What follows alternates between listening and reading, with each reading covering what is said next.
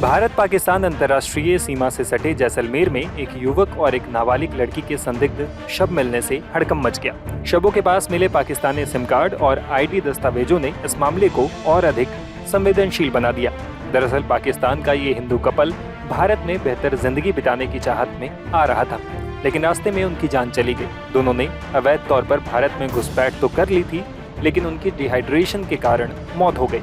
अब इस रहस्यमयी घटना को लेकर कई सुरक्षा और मानवीय सवाल खड़े हो रहे हैं। घटना को लेकर स्थानीय सीमांत लोक संगठन के कार्यकर्ता ने जानकारी दी है। मेरा नाम दिलीप सिंह है। मैं सीमांत लोक संगठन जैसलमेर जिले का छोटा सा कार्यकर्ता हूँ।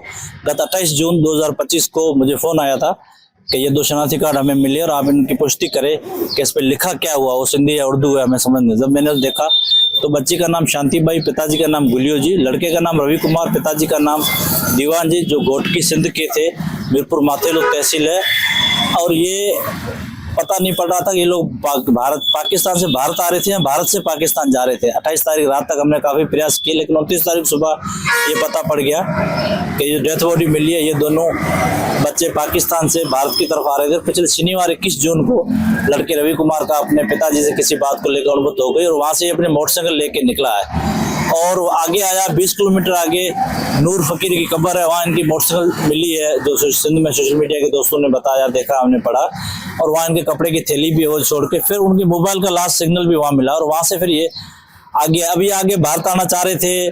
फिर ये प्लान था, यहाँ वैसे दौरे दे के निकल पड़ेगा, 1-2 दिन रह के वापस चले जाएंगे। पिताजी को नाराज किया है। फिर बॉर्डर किस तरह, बॉर्डर तार ऊपर से क्रॉस किया, तार से नीचे से आए और भारत में दाखिल होने के बाद 8-10 किलोमीटर आगे आने के बाद इनकी जो दर्द घटना में डेथ हुई है, बहुत ही दुखद मौत है। प्यास और भूख के कारण इनकी डेथ हुई है।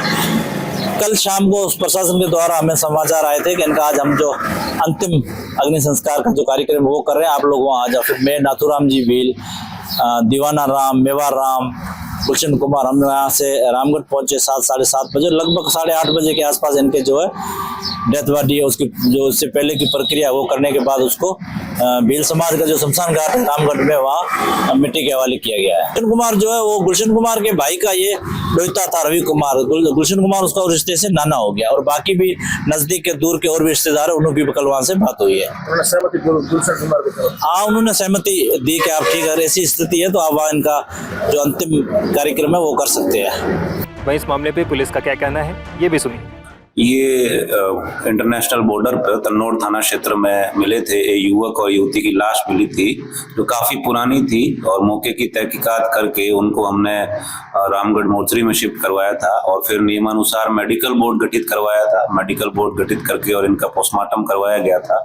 चूंकि लाशें काफी पुरानी हो चुकी थी और डॉक्टर्स की ये राय थी कि ये जो है इनसे इन्फेक्शन फैलने की संभावना है, इसलिए उनकी जाति के बारे में पता करके भील जाति के होना हमने यहाँ ज्ञात किया था। जो पाक विस्थापित ऑलरेडी यहाँ पे रह रहे हैं उनसे पता करके और फिर उन्हीं के परिवार के निकट जो परिजन है उनसे संपर्क स्थापित हुआ। उनकी उपस्थिति है, उनकी सहमति से कल सायकाल को उनका रामगढ़ में ही जो है नियमानुसार उनकी सामाजिक विधि अनुरूप निस्तारण कर दिया गया।